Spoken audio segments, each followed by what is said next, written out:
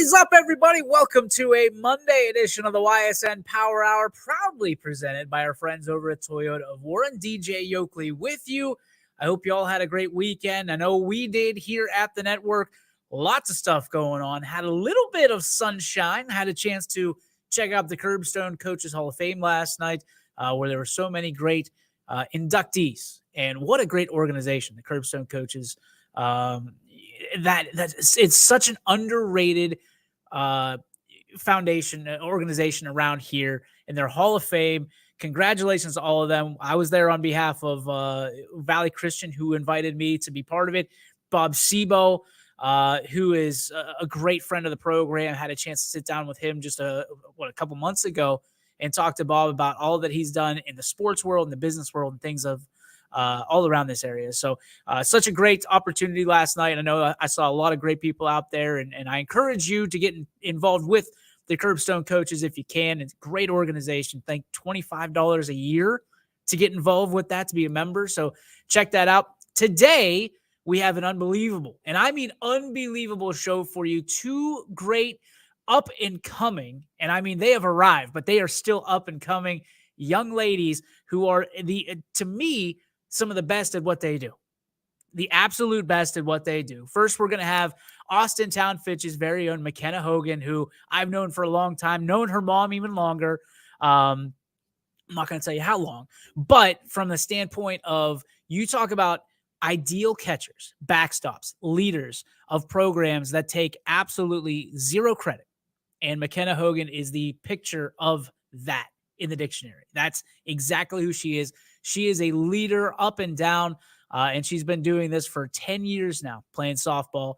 And this year, a very special year, her senior campaign, and certainly probably one of the most important and, well, so far so good campaigns that they've put together. We'll talk to her in just a minute. We also have the general manager of the Mahoning Valley Scrappers, who is a hero in her own right, and she is breaking down barriers and kicking ass and taking names for women and just competitors all over this valley. Heather Solly joins the show at about 3:30. So we appreciate Heather joining in. If you don't know her story, you're going to learn about it real quick.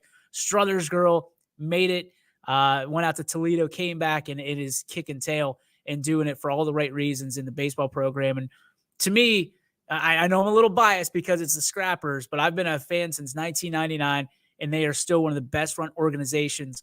And Heather's a big reason why. And we'll talk to her in just a little bit. But without further ado, we're going to bring in our good friend and a young lady I think an awful lot of, and I think you will too. It's McKenna Hogan of the Austintown Fitch Falcons, the senior. Is that hard to believe, even though you're like 90% done with your senior year? Is it hard to believe that you're still a senior? Yeah, it hasn't hit me yet. That's incredible. I mean, has this year gone faster for you than any other year in your just K through 12?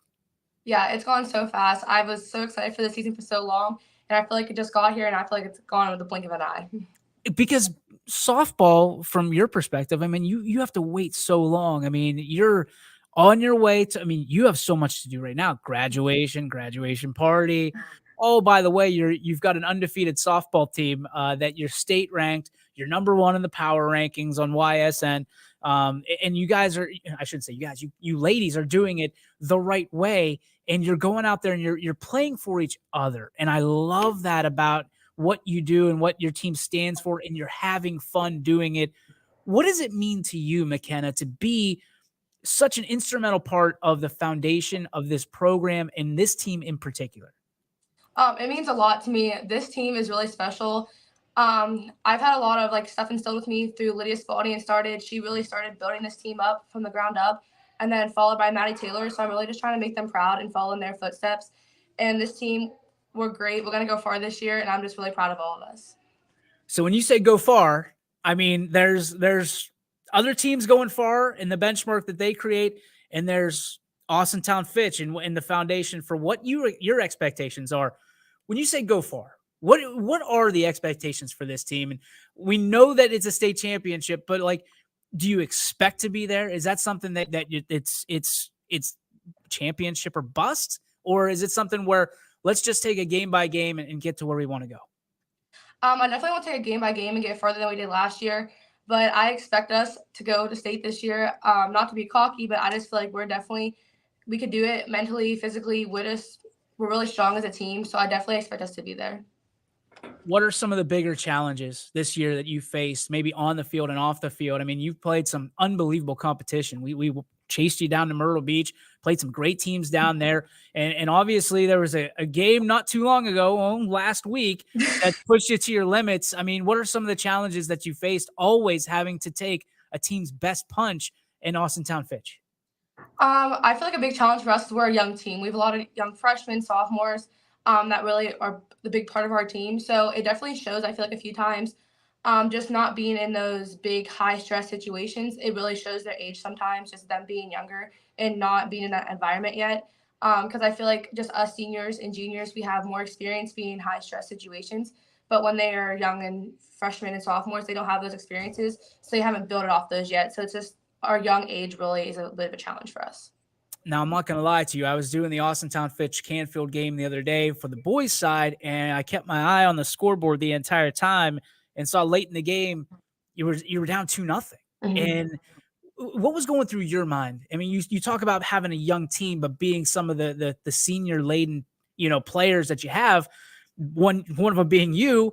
What were some of the things that you were talking about in the dugout? Did it quiet down at all? Did you feel a little bit out of sorts, or what happened? Because you ultimately came back and tied it twice, if I'm not mistaken.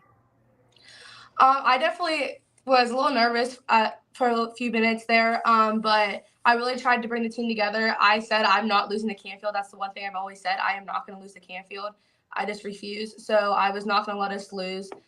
So I was trying to pick everyone up. There's definitely a few of us who got a little bit down on ourselves. So my job was to pick everyone else up and just make sure we're all in the right headspace to win because I was not losing.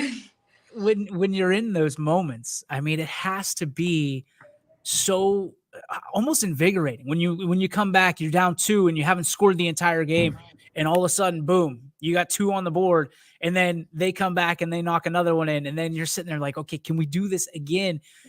As a team that, which I love to watch, by the way, just from an announcing standpoint, Ty takes care of you very well, and I love just being a fan and listening to the dugout chants, listening to what you guys do in the dugout. It's incredible. Did you ever lose that? I mean, is it when in moments where you're down 2-0, do you feel the dugout's a little bit more quiet? And how do you respond to that? Do you get people up, or is there one person that gets people fired up? Is it Ayla? Is it Sid? Who is it that fires people up in the dugout to get them going? There was definitely a few minutes where we got a little bit quieter than usual. We're usually the loudest people on the team. We're the most annoying team. I will say it. We're the most annoying. So when we get down, you can tell in the dugout. We have a few freshmen like Abby Toth, who is so loud. So she really gets it going again. But even her on against Canfield, she's having a little bit of an off day. We all have those days. So it was up to other people to pick it up. And I know I was definitely trying my best to pick up the dugout because that's what I love about this team. We all can have off days, but we're all there to pick each other back up. There's a special fraternity between folks like you and I, McKenna, and it's all about being a catcher. And one of the reasons I love your game, I love who you are, I love your leadership, is because you handle pitchers very well. And Sid is phenomenal in her own right, but to be able to have a catcher like you to help carry that burden and kind of lead by example and help her along the way. I mean, we've seen no hitters, we've seen perfect games, we've seen 500 strikeouts. You get zero of that credit, right? That doesn't get to go on your resume. From your standpoint, I mean, it's a challenge, right? In today's society, everything's on this, right? You know, a catcher doesn't get any love anyway, and it's like the offensive lineman position of a baseball or softball diamond. How do you handle that? I mean, you have to kind of check your ego at the door, do you not? Yeah, it's definitely hard. I know for me, I've definitely gotten times where I get really down on myself because I don't get into credit. But it always goes back to my dad. My brother was a lineman, offensive lineman, so he went through the same thing. And my dad really just taught us that we're there for our team, and we're not going to be selfish. We're there for our team, and we're going to put our team first, and that's all that matters. As long as the team gets the win, then I get the win too. Anthony saying no one puts in more work, soak in those moments, Kenna. And I think that he speaks for all of us here.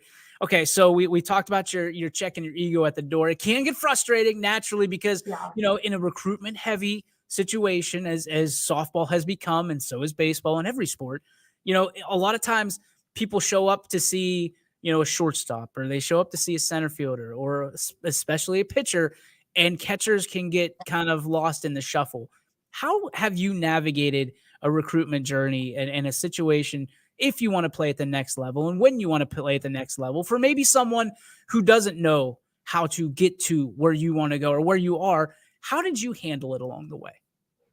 It was definitely hard, but one thing I used for me was I caught two D1 pitchers. Like Sydney's going D1, Lydia went D1. So I definitely use that for me. My hitting too, it's a huge thing is to hit well.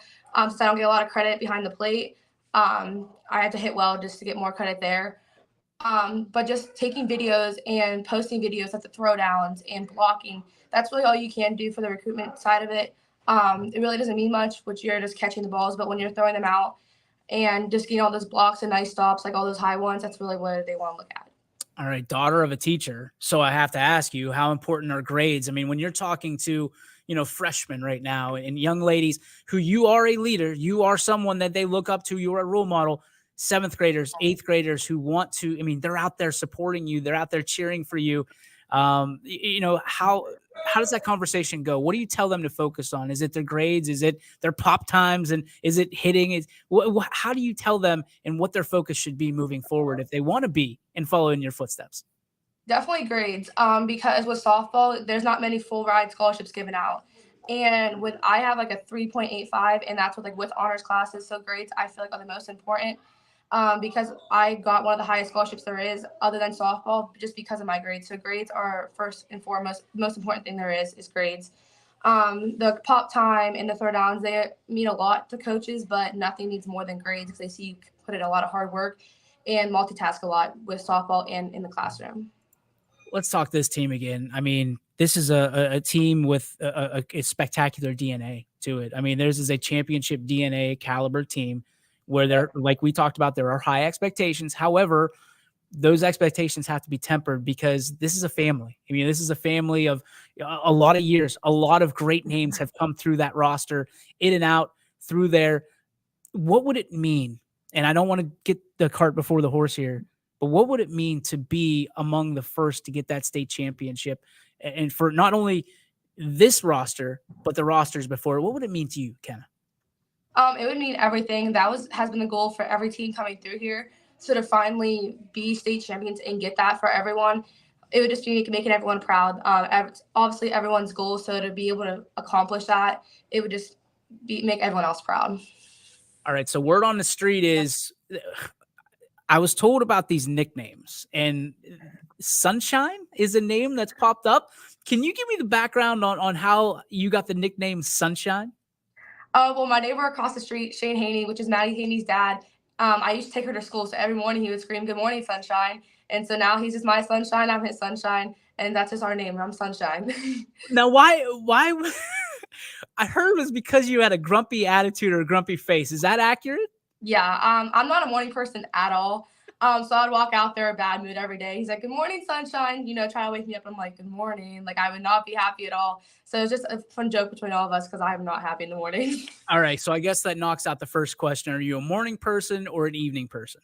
Evening person, Okay. 100%. So what is a good night for you? Is it are you like a loner? Like my wife, if she's by herself and with a good book or a good movie, she's good. Is that something you do, or like how do you enjoy a night by yourself, or say, hey, I had a really good night tonight? I love being with my friends. My favorite nights are going to baseball games. I love going to baseball games after our games, after practices. Like tonight, I'm going to the baseball game. So I just love being with all my friends at the baseball games, cheering on all the baseball boys. It's a lot of fun to be with my friends.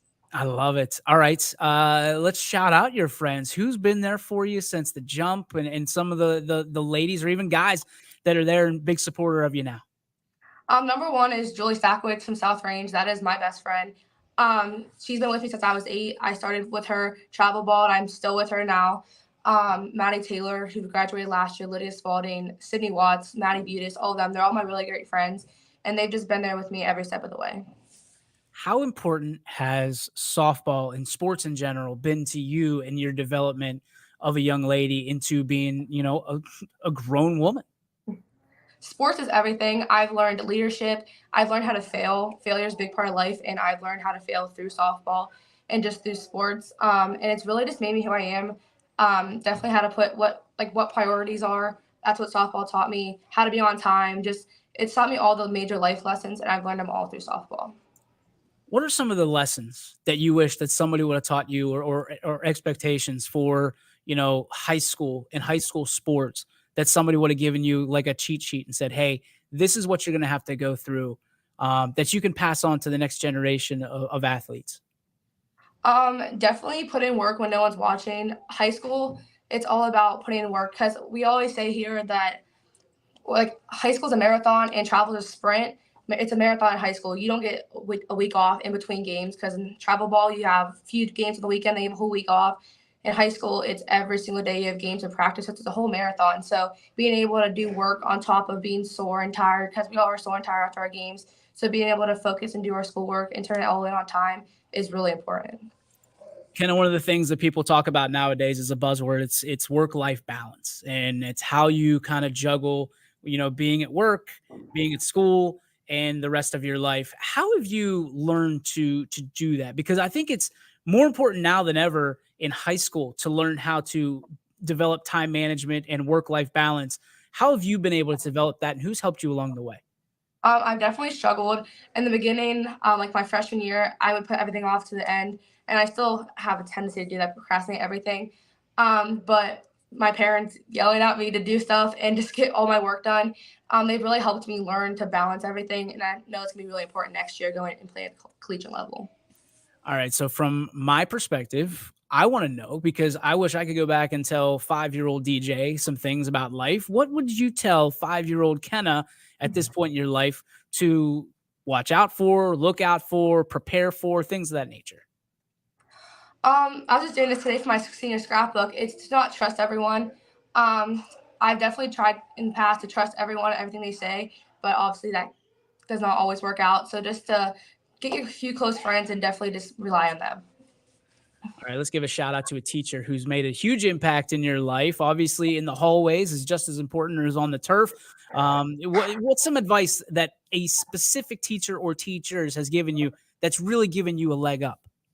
Well, obviously, I have Coach Ward as a teacher, so I love having him as a coach, as well as a teacher. But one teacher that I love is Mrs. Carroll. She is so involved in sports at Fitch, and she's really just is really involved in her students' lives, and she you can really tell she cares about every single one of us and what we're doing. Every single game day, she'll ask me who we play, how the team is, and just everything. You can tell she really cares about what we're doing.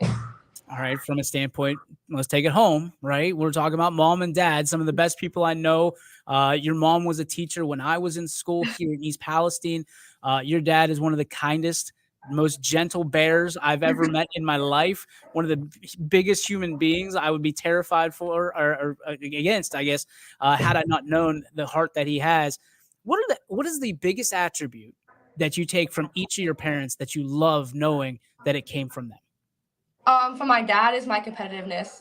We call him Big Cushy actually at home, because on the outside he looks really scary, but he's really just nice and he loves everyone. But his competitiveness, it's really his drive to do anything.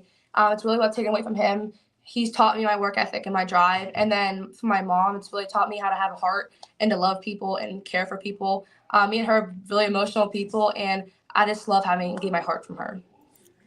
All right, let's see if this is the last question. I might add on depending on your answer, but your legacy. I mean, what an absolute ride that you've been on over the last 4 years.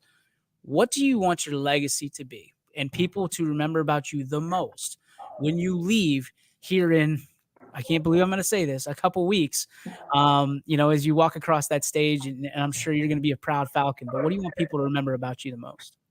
That I'm selfless. I want everyone to remember that I put my team first. My team is most important to me. If we get the win, then I get the win. I've definitely had bad games. My team's always there for me. And when my teammates have bad games, I always remember that I'll be there for them. So definitely that I'm a selfless person and I'll put my team first always. All right. What does it mean to you to be an Austintown Fitch Falcon? What is that? When you think about it, when you really got to break it down, what does it mean to you most that you wore the F? Um, to me, I'm so proud to wear the F. Being here at Fitch, we all work so hard. We have such a hard work ethic. And just now, like my team is in the weight room right now lifting, and we love working hard, and we always want to be the best we can be. And I'm just so proud to be a Fitch Falcon. And finally, I would be remiss if I didn't ask you, heading to the next level, what are your expectations for yourself when you arrive at college this fall? Arriving at college, I'm definitely a little nervous, but I'm really excited. The team there is amazing. So I'm really hoping that I can at least do something for the team, even if it's not starting my freshman year, but just being on the bench, being a cheerleader for the team, just being a big part of the team that helps them advance to the tournament. McKenna Hogan, my hero forever. I can't thank you enough. I'm so proud of you. Continue the ride, would you? I mean, don't let it end until you're holding up that state championship. We're all proud of you. We're all watching Thank you, you. and certainly, I cannot wait to see the great things, not only this year, but for the rest of your life that you're going to do and contribute to society. Thank you so much for everything that you've done for YSN. We appreciate you, and congratulations. Thank you. All right, there she goes, McKenna Hogan, one of the best there is. I mean, she is phenomenal, folks, and there really is. I think when you can relate to being in a certain position, for me, it's a catcher. There's going to be a hyper focus on catchers this week for me. I'm trying to reach out to as many catchers as I can to talk to them because there's a mindset, right? Same as if you're a shortstop or a pitcher or a point guard or offensive lineman or a quarterback, things of that nature, setter, an attacker.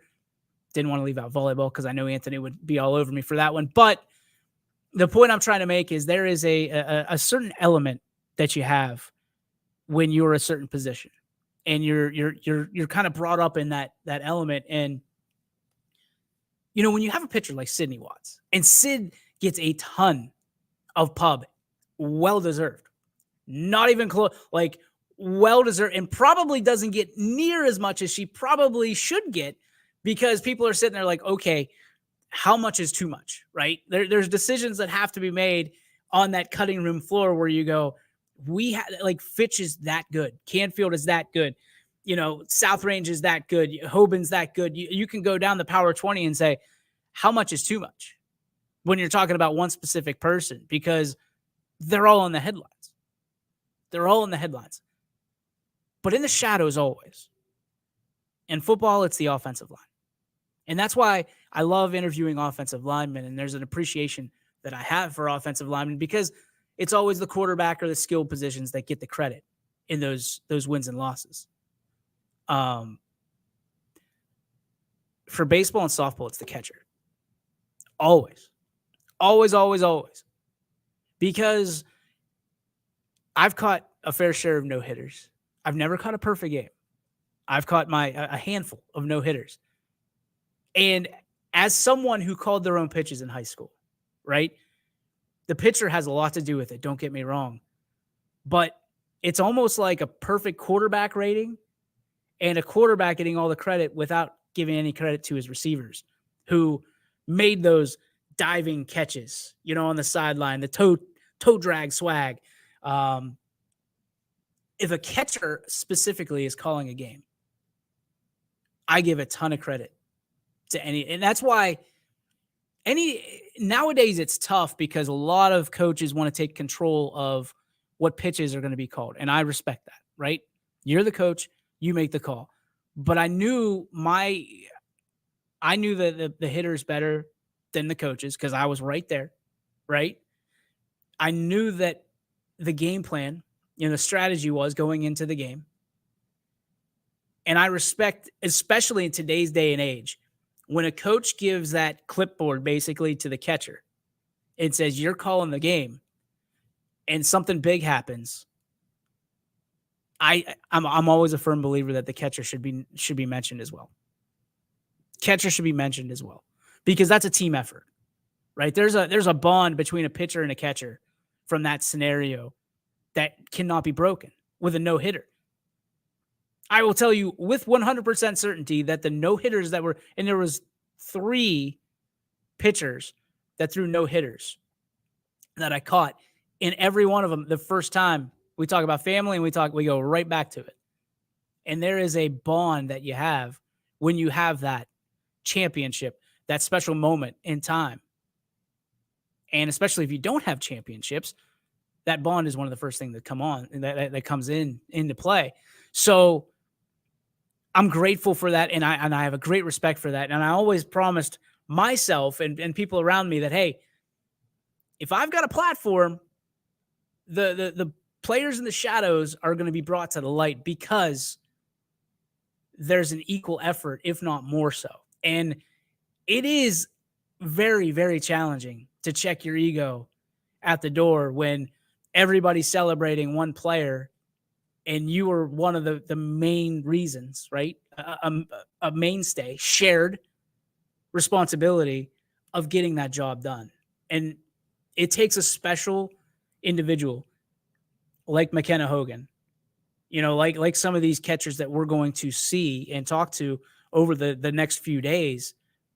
It takes a special individual to be able to do that because it is a challenge. It does test you on many levels, but I can tell you without a shadow of a doubt, McKenna Hogan is a special individual, and she has done a phenomenal job, not only this year, but in years past as an underclassman of being able to handle pitchers and be a party starter, so to speak. And what I mean by that is when times are tough, she's the one encouraging her teammates, right? In those games you're losing 2-0, she's the one saying, okay, we got to pick it up here.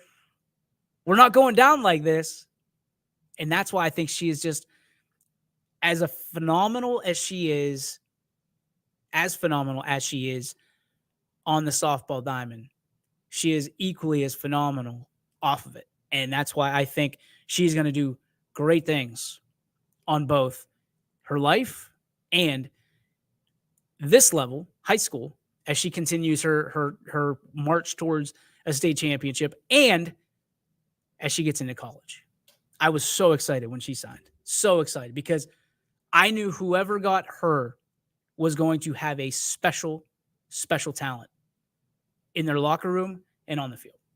So congratulations, McKenna. It was a long time coming. Thank you so much for the time. Greatly appreciate it. We're going to take a break. When we come back, a special sit down, and I mean special because this young lady, Heather Solly, the general manager now for the Mahoning Valley Scrappers, is, like I said before, she is breaking down barriers. She is opening doors for women in sports in this area. This is an interview you do not want to miss when we come back on the Ysn Power Hour, proudly powered by our friends at Toyota of Warren. We believe expectations are made to be exceeded. At the new Toyota of Warren, it's about more than just getting a great deal. It's about service you can count on and a friendship you can trust. Year after year, we've done what we do best. We've gone the extra mile so you could too. Because we know it's just not about buying a new car. It's the start of a new adventure. Toyota of Warren, driven by you. Before the lights come on, before the workday begins, before a long day is ended, or it's time to have fun, it all starts with the people at Joe Dickey Electric. From replacing a light fixture in your home to building a substation for your business, no job is too big or too small. The people of Joe Dickey Electric power them all. Joe Dickey Electric, over 60 years of powering the Mahoning Valley.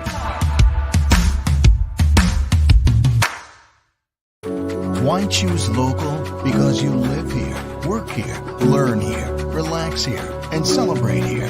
21 WFMJ is our Valley's only locally owned TV station, and our focus is local. Other TV stations don't have that same focus, as their owners are somewhere else. But 21 WFMJ is rooted in the Valley. Local people making decisions that affect your life, right here where you live. You're looking to your future, preparing for your goals, and they're closer than you think. Because here, success is part of the plan. It's a place where academic and social opportunities are meant to prepare you for life, not just the next 4 years. You'll be equipped to face new challenges and turn hard work into a career. You're ready for your success to take root. And here's where it starts. We are Youngstown State University, and proud. Hi, this is Tommy Clem, owner of WRS Insurance Solutions. WRS Insurance Solutions is a local independent agency that specializes in life, Medicare, long-term care, and disability products. Call us at 330-953-3722 or visit us at wrsinsurancesolutions.com to learn more. Good luck to all the student athletes in the Valley.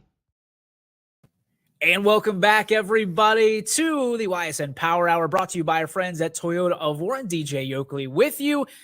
This next interview is one that I've wanted to have for a very, very long time. She is one of the most powerful women in the entire Mahoning Valley. She is one of the hardest workers, without a doubt, of anybody that I've ever met. And she is taking the world by storm in her first year as the Mahoning Valley Scrappers general manager, and in her 19th year with the Scrappers. I bring in Heather Solly. Heather, congratulations. It's long overdue. Jordan's been doing unbelievable work, and it's even greater that you get to work with him in a different capacity, Yes. but you finally get the shine that you deserve after all the grind, the hard work behind the scenes. You, my friend, are the shining star of the Mahoning Valley Scrappers. Congratulations. Wow, thank you so much. What a welcome to your show, DJ. 19 years. 19 years. This is the 25th year for the Scrappers. Yes. Overall, and the big celebration, as we're going to talk about here in a little bit. How have things changed that people may or may not know about in the 19 years since you went in there bright-eyed and bushy-tailed, and now you're the general manager of the Scrappers? How have things changed for you? So it has definitely changed. I mean, we opened in 99, and when I originally started, it was 01. So at that point in time, I was the box office manager. I mean, just over time, when you started then, you hardly had any online ticket sales or digital recaps for people and photos. And it just was a lot different than it is now, naturally. So, I kind of got my start there and just kind of bounced around from different department to department and earned my way up. And here I am. So from a standpoint of getting your foot in the door, right? Mhm. You started there in the Yeah. ticket office. Did you always want to work with baseball, and why? Or is it just kind of you wanted to be in sports, or you wanted that role and it just popped up? So I went to school for marketing. Didn't necessarily want to work in baseball, but sports have always been an interest of mine. And I just got very lucky, and I was very fortunate to be able to join the Scrappers when I did, because over the time from when I joined until now, it has just gotten so competitive to get entry level positions, to get internships. I would have never have gotten in if it is the way it is today at that point in time. So I love it. It's a lot different now. Oh, I bet. And we're gonna get into the girl power stuff because I Sure. love it. I love it. But let me tell you, like, you have been in the midst of all of this. Like, you have been in the grind. You've been in the channel, so to speak.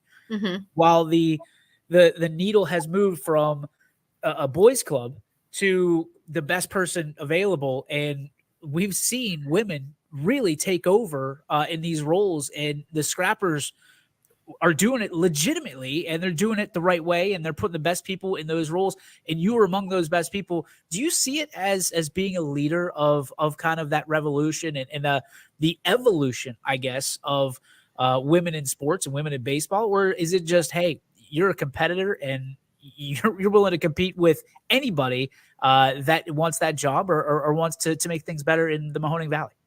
Yeah, I mean, I would definitely say that I'm a competitor, but I think it's truly an honor to be able to be in the position that I am today, because there are still, it's a minority as far as the females in these roles with clubs. It is definitely advanced since I started. I mean, our front office with the Scrappers, we have 8 full-time employees and 4 of us are female. So that is probably not one that is the norm, I would say, for sure. But, we all work together, and it's business as usual, I love it. I absolutely love that because, talking to Jordan, it wasn't he's not hiring, and the scrappers don't hire necessarily based on anything other than your resume and what you can Right. bring to the table. And I think that speaks volumes to the Mhm. team that you've assembled, especially, I mean, you go back a few years where COVID and the minor league baseball separation and things of that nature, then the Yeah. MLB draft league comes in. There were some rocky times. And I think that you can either, and this is in life, this is in business, this is whatever, but you can either embrace that journey and say, hey, we're going to fight until the last, whatever, until everything's said and done, or we're just going to give up. You and your entire team and Jordan and the entire organization fought and ended up with the MLB draft league. Can you walk us through any of that, the conversations and kind of the feelings and emotions that you were going through during that time and not knowing what the end result was going to be, or not even knowing where the next step on the staircase was? Yeah, so those were crazy, crazy times. And I think that it started probably around the fall of 19. There were the rumblings about, the teams getting cut and the 120 and everything else. And so at that point in time was when we really started with the rallying and getting everybody to understand how important it was to have the scrappers here for the community, for the quality of life. Everything that we give back here and all of that. So, we started kind of campaigning around that time. And then that led into, the first of the year of 2020. And in February of 2020, we had this huge Save the Scrappers rally, and we had all kinds of support over at the Eastwood Mall. And it was fantastic event that we just kept pushing. There was not really a time to doubt anything. We just wanted to keep pushing and keep going. Like, we mean, a lot to the Mahoning Valley, and we need to be here. And we wanted as many people to hear that as possible. So right then we did that. And then I think probably 3 weeks later, pretty much everything got shut down because of COVID. So there's a lot of people that don't know this, but you and Jordan, I've sat at the table with you and told you that the reason, one of the main reasons that YSN is even here is because of the Mahoning Valley Scrappers. I remember being an eighth grader.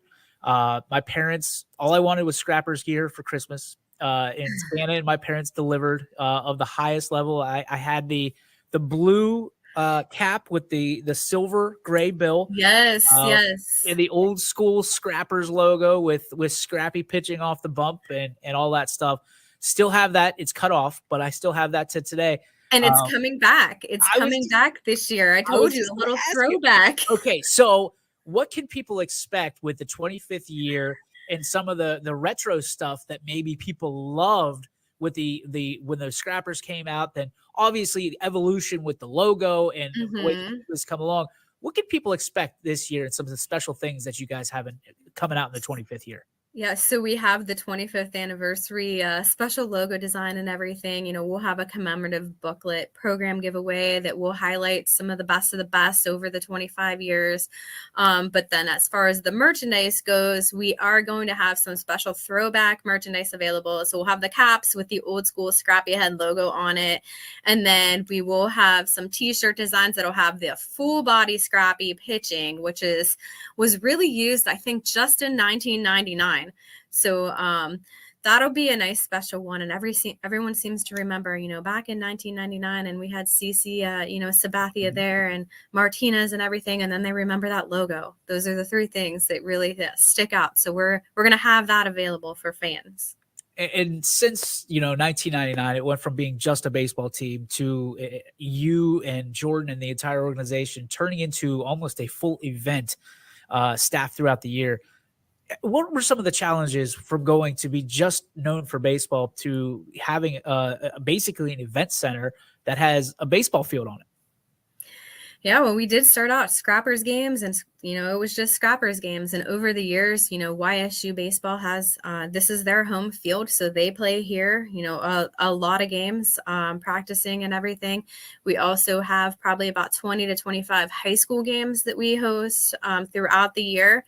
And then, we kind of started adding in some different events. So we have a lot of community walks, the Buddy Walk, the ASAP Walk. We've been doing those for quite some time. Movie nights, we've done some comedy acts. We have Jeff Dunham. We have some other things that we're looking to announce here shortly. And we also have a Wrestling Under the Stars event that we have where we put a ring out at home plate. So, it's a lot of fun. It's a lot different than baseball, but your core, processes are there for both events. And we're just trying to get as much use as we can at the ballpark and get a lot of different demographics out here, to appeal to a variety of audiences here at the ballpark while we can. I think it's phenomenal. I think that, being able to morph, and it really is a morph from being a baseball team to an event center, basically, without a roof, is incredible. Sure. The Wrestling Under the Stars is I can't wait. My son is just now getting into wrestling, so he'll love it. Yeah, you'll see the Yoakleys out there, I'm sure. So from a standpoint of what you guys are doing, I know jerseys, uniforms, and some of the auctions that you guys do to help out local charities and nonprofits and organizations has been near and dear to your heart. Can you talk about why it's so important that the Scrappers are involved with these organizations? Not just YSN, but the Rich Center for Autism and people of that nature. Well, this venue, a lot of people come in and out of this venue too. So it's a great place for these charities to get their name out, get their brand awareness, out at the ballpark, be able to, display their message here to a large audience at Scrappers games and everything. And for us, it's definitely giving back and partnering with all of these organizations because it does mean a lot. And we can use our venue, our staff, our ballpark here as a way to help these charities and have them, help them raise money and also get their name out there and get people, into their services and everything else that they have to offer. All right. One of the last ones I'm going to ask you just about the Scrappers in general is people think that the only way they can get involved with the Scrappers is buy tickets. I think that is a complete fallacy. You talk about host families, you talk about getting involved with sponsorships, getting involved with those jersey nights and things of that nature. What are some of the other things that people can do and kind of double down, especially on the host families? I know that's huge for the players. It is. To get involved. What things can people do to get involved and be part of the Scrapper family?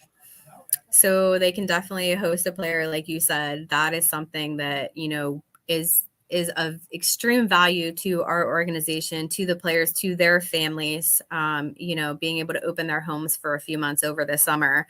So obviously they can do that. This is a great place for summer employment. So anyone, especially like high schoolers that are looking for their first jobs, it's a great avenue for them to get out there, have 40 games and be able to kind of be flexible around their schedules. So that is definitely a plus for here. We also work with some different volunteer groups at times throughout the summer. So, some groups can come out and volunteer their services here. Internships, that is a key here. We offer a lot of those for students, looking to get into the sports world. What else?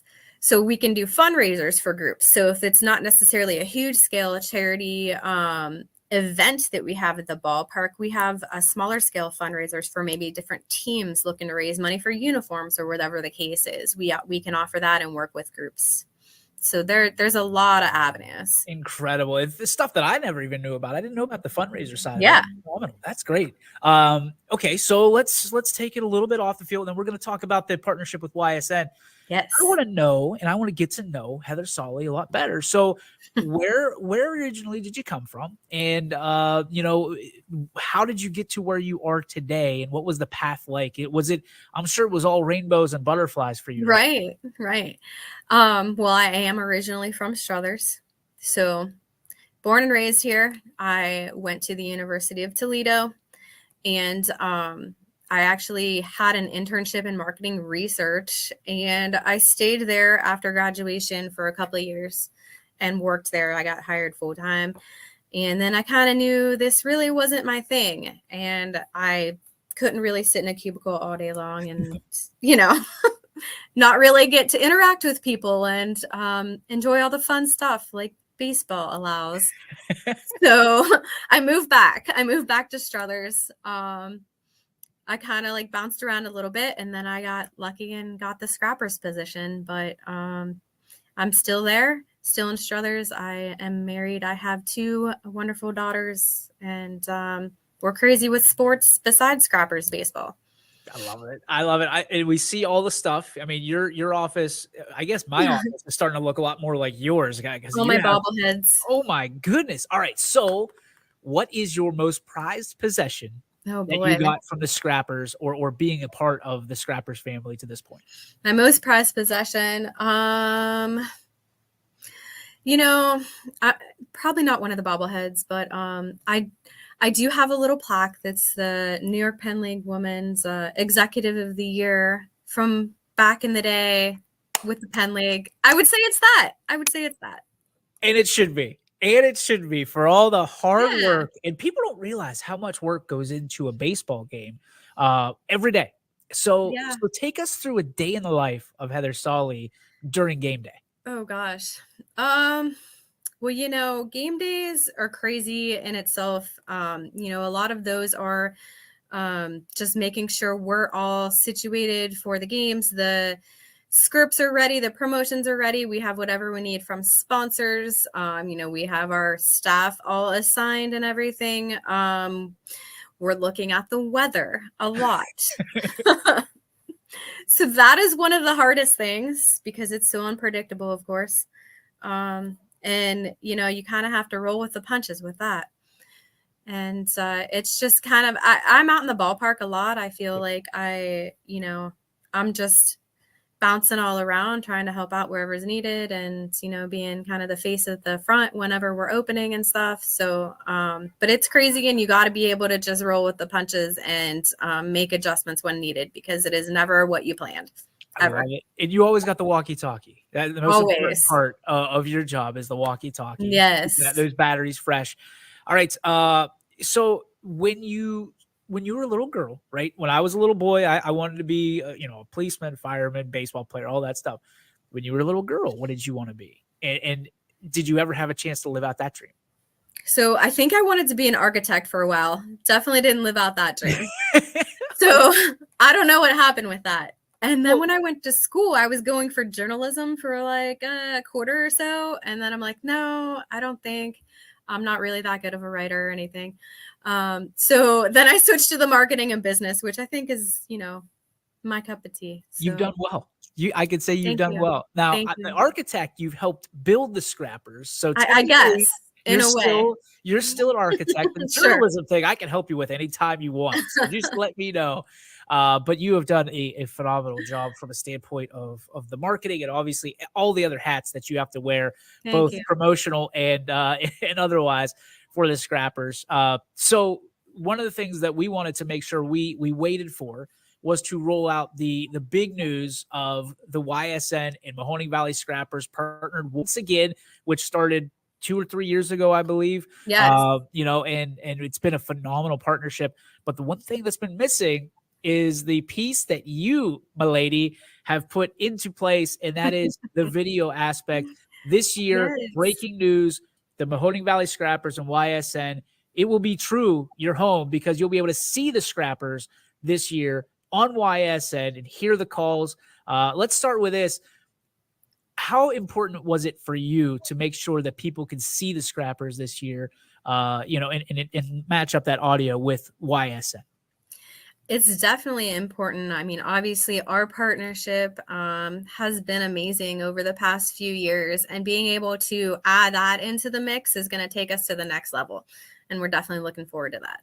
I love it. All right. And we also have to reach out and let people know that, well, in previous years, Richie's been doing the Scrapper. So it's hard to get better than what Richie Giuliano is. I know. But we all know Richie's moved south and has got a great opportunity down there with the Tennessee Smokies, which leaves a void, Heather. And I think that in working together, we're going to have a little bit of a tryout for the next voice of the Mahoning Valley Scrappers. So it's a TBD, to be determined, TBA, to be announced. But what do you want people to know if they want to be the voice of the Mahoning Valley Scrappers, what they have to convey?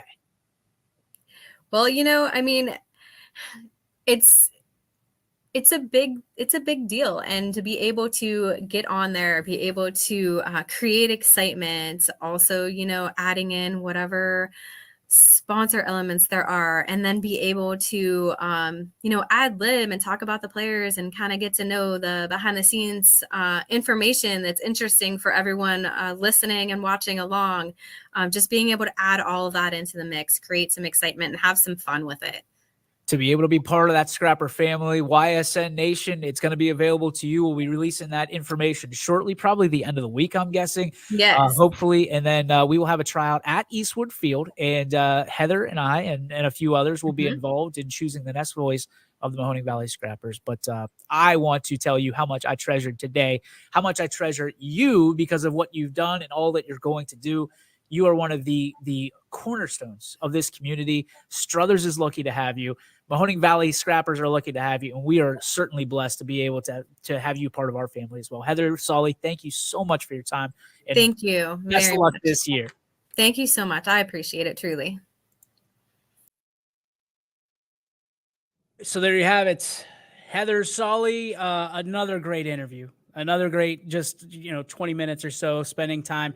And a lot of people don't realize this about people that work in baseball is they just don't show up to the game like the rest of us and work. I mean, I'm guessing Heather gets there pretty early and stays all the way through the game. And some of those games can get pretty lengthy, as you've heard on YSN, and you will see on YSN starting June 1st. I will also tell you, and I don't know if this is confidential or not, but the pitch clock will be implemented in the MLB Draft League this year. So we are excited for that. That means that, and there's a lot of people that are skeptical about the pitch clock and have been critical about the pitch clock thus far in Major League Baseball. I think it has been an absolute blessing. It's been one of the greatest changes and implements of any rule and any addition in sports in the last generation. Outside of maybe instant replay, I think the pitch clock has changed baseball. It has made it more palatable at the professional level. And I think it's going to make Scrappers games that much more enjoyable because now there's expectations. Now the pitch clock is changing the way baseball is played, and I love it. I do love it so much. Thank you to Heather and McKenna Hogan for stopping by today. Let's get to a comment here from Jen Coons. It says, really great commentary regarding those underappreciated positions. So I guess, thank you.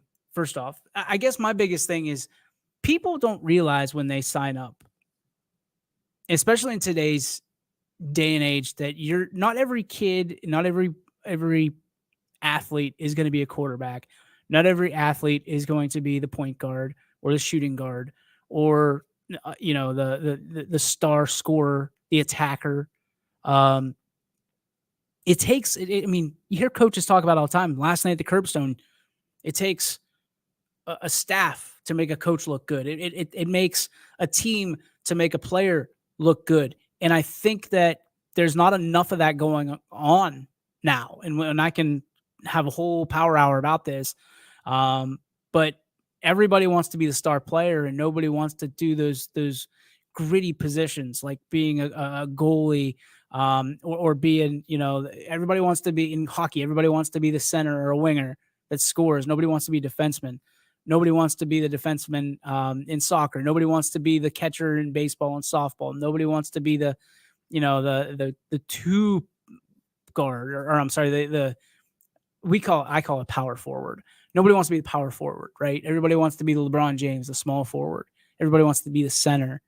It takes a team, and everybody's got to play a role, and everybody's got to play a position. And if you embrace that position, and you can, I looked at it and I said, okay, we've got pitchers, we've got great fielders, we've got great, hitters. Everybody can be a great hitter, right? And still make the lineup, but to be able to embrace those positions and say, okay, I'm not going to get a whole lot of love for this are press clippings, especially now. Well, back in the day, now with, companies like YSN, you can.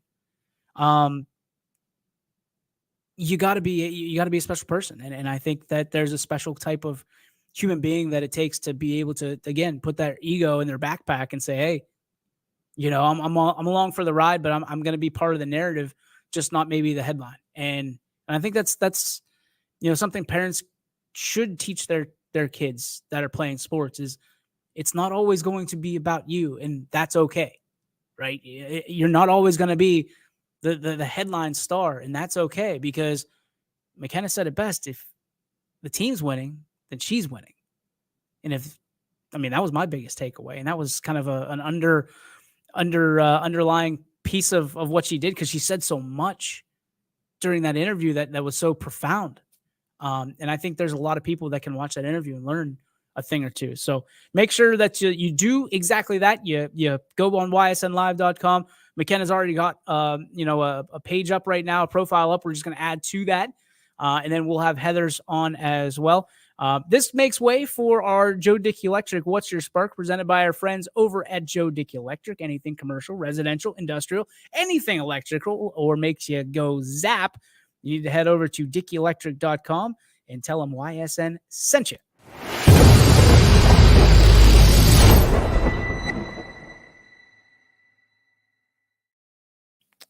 The Joe Dickey Electric What's Your Spark, presented by Joe Dickey Electric. Once again, head over to dickeyelectric.com and tell them your sports network sent you there. Being at the Curbstone Coaches Hall of Fame banquet last night, by the way, thank you very much for the invitation. I saw a lot of greatness in that room, but it made me realize one thing. And this might, I don't know if it's going to surprise people, but it might kind of put people on a little bit of a swivel, because as much, and I'm not saying that everybody and everything needs to go into a Hall of Fame, right? That doesn't make or break anybody, but it is special. And I watched, I think it was 12 inductees go in last night, and I was thinking to myself the entire time, as special as those 12 men are, there's a lot of greatness, especially in the coaching ranks and in the developmental situation of this area, that I think goes unnoticed, unthanked. And I kind of told myself last night, there's a lot of youth. And what I mean by youth is not like the 10 to 12-year-old division. I'm talking about a lot of young people that have given to the game, that in today, and this is not a knock on the Curbstone Coaches by any means, but this is I think is across the board. I think Pro Football Hall of Fame does it right, because in pro football, you have to wait 5 years. And I think majority of professional sports does this. But I think when we're talking about Hall of Fames, so many times we get so caught up with, okay, well, they're not done yet, so let's let them keep on going, and then later on in life we'll give them the accolades that they deserve, right? We'll give them the standing ovation, we'll give them the Hall of Fame plaque and stuff like this. Although I'm not one for necessarily the awards and things of that nature and the pomp and circumstance that is, I am one that says, why are we waiting to induct people into Hall of Fames if they deserve it now?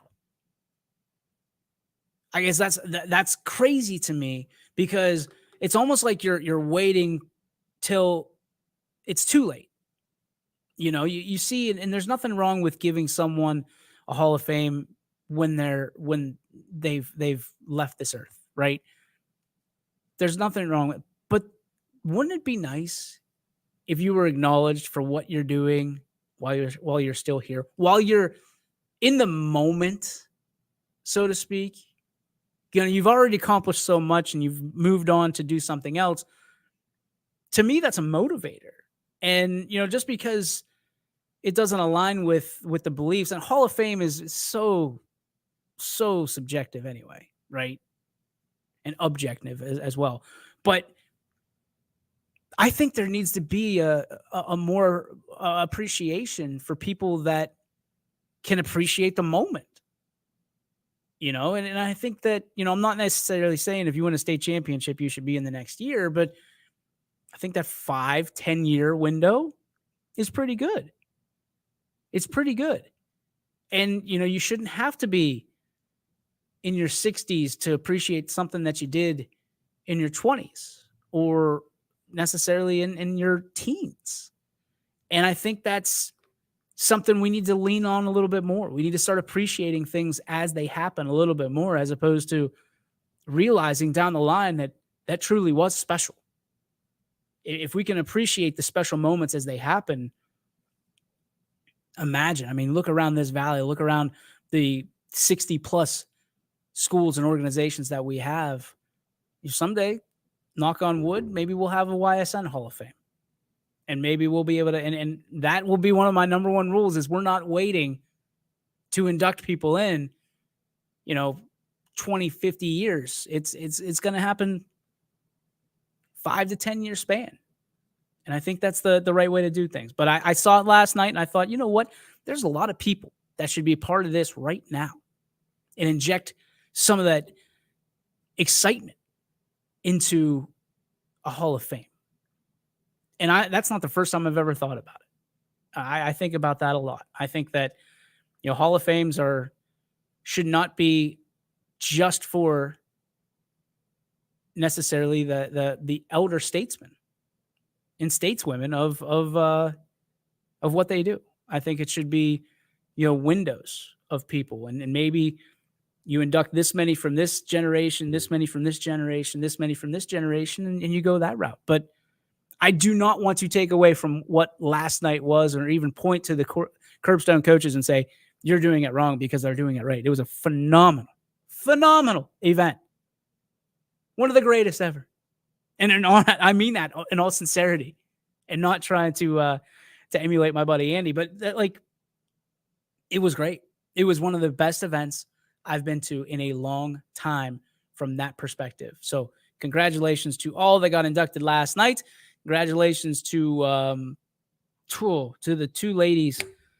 You talk about breaking down walls and breaking down barriers.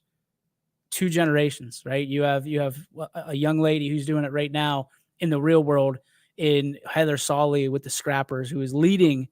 She said out of the 8 full-time employees, half of them are women. Phenomenal. That's great. But it's not because they're women. It's because they're the right person for the job. And I love that. And then you've got McKenna Hogan, who is leading by example. And hopefully Fitch continues to ride this wave of success all the way until, a state championship. Let's hope that's in the cards for them. That's going to do it for our show today. Thank you for tuning in. I greatly appreciate it on this Monday edition of the Ysn Power Hour, presented by Toyota of Warren. Tomorrow, a special one, Kelly Zolik, another catcher, this time for South Range, is going to be on the show live here at 3 p.m. And we have I believe we'll have the catcher from the Canfield Baseball Cardinals, Mr. Patelis. Michael Patelis will be with us tomorrow as well. And we'll have a whole lot of surprises in store for you as well. And let's go over some of the results from this weekend.